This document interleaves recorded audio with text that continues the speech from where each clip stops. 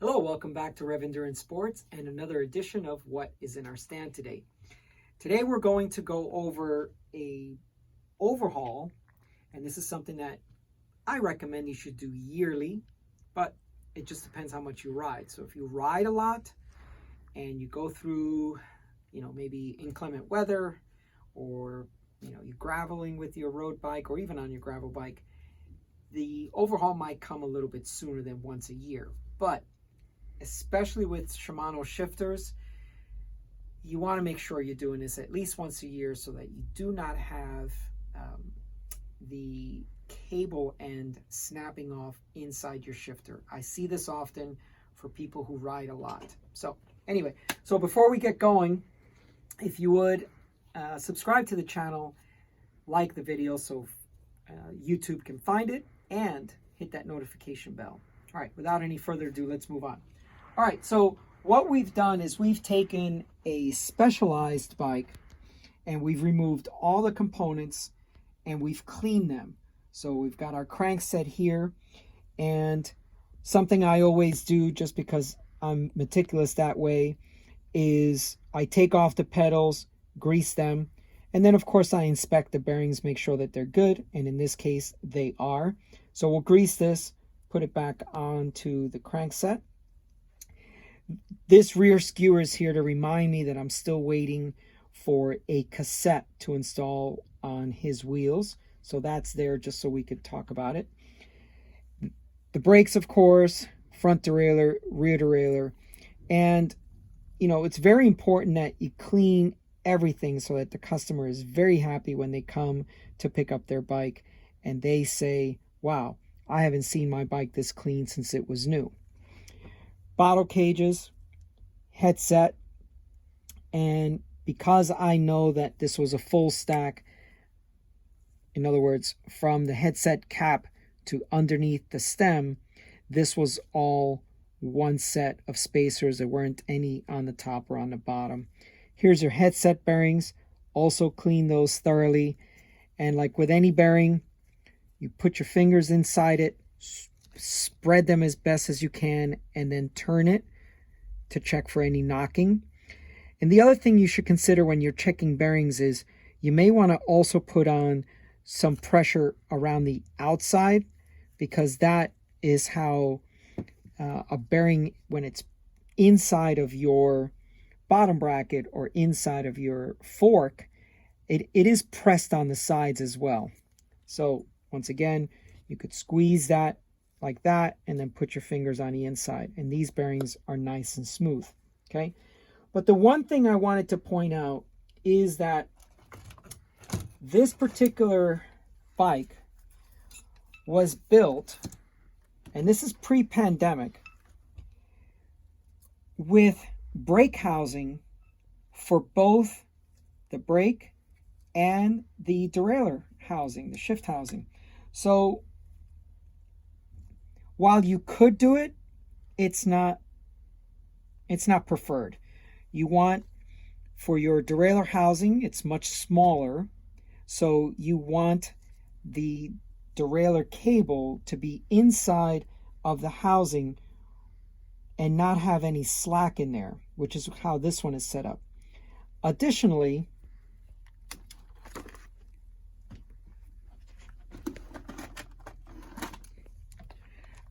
what you want to have is the fittings for what goes inside of your shifter. They are designed specifically to go inside the shifter, and they didn't do that this time, and it's really weird that they did it that way, because I've actually never really seen it that way. And this is what that fitting should look like.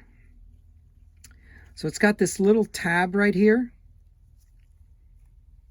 and it's got a little nose piece, is what they call these.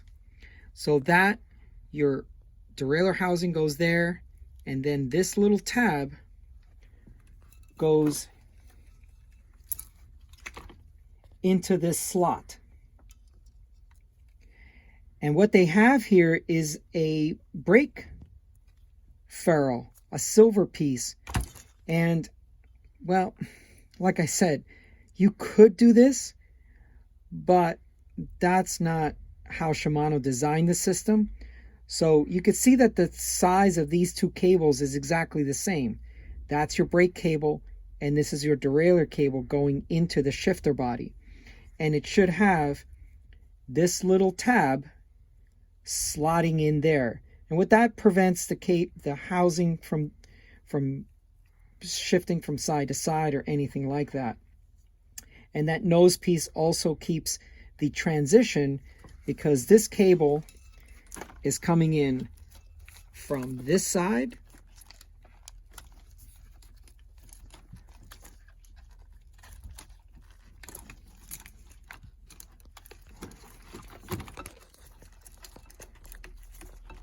so it's coming in from that hole, goes through the body this way, and then has to make a 90-degree turn here. 90-degree turn, and then it should go into a nose piece there, and then go the rest of the way. All right, well, anyway, that was just one little tip for this particular bike, that they used brake housing for both brake housing and shift housing, and that's not the right thing. Okay, so the next thing we want to do is just take a quick look at the frame. And I've already cleaned the frame.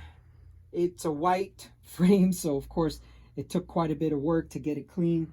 There are some scuff marks, but that's okay. The customer should already be aware of these. This is a cable rub issue, and a lot of times with these Specialized bikes, I actually will cross the shift cable so that the cables are out like this and they're not rubbing against the head tube and creating this. But if you want to run them, right side is the rear derailleur, left side is the front derailleur. If you still want to run them that way, then you should be putting, they sell these little frame protectors. They're like a very thick plastic, and you just find where that cable is going to hit and then put that plastic piece behind it. The other thing, when you take crankset off or anything like that, you want to inspect the bottom bracket bearings. So I've done the right side and the left side.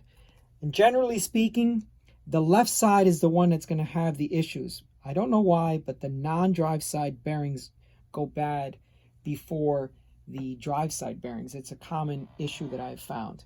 The other thing I always do is I check, swing around this way, sir. I check to make sure that the derailleur hanger is nice and snug, because any tiny movement here is exaggerated because the derailleur hangs even this further down. So any little movement here on your rear derailleur hanger could cause a shifting issue because your derailleur is way down here. Okay, it's just like anything else. You can move this a tiny bit this way, but the longer that lever is, it's actually a much more dramatic change. So we're going to build this bike for the customer today, and we're looking forward to seeing his reaction when he comes back to the store, because one of the things that gives me the most pleasure is obviously when the customer comes in and gets that wow factor and he says, wow, that doesn't even look like my bike anymore. And we love hearing that. So it's a huge satisfaction to me. And, you know, it's one of the things I enjoy doing more than anything else, is building bikes and having customers come back in and be completely excited to ride again. This particular gentleman is going off for a week to 10-day cycling trip. And so he wanted to make sure that the bike there was not going to be any mechanical issues with his bike.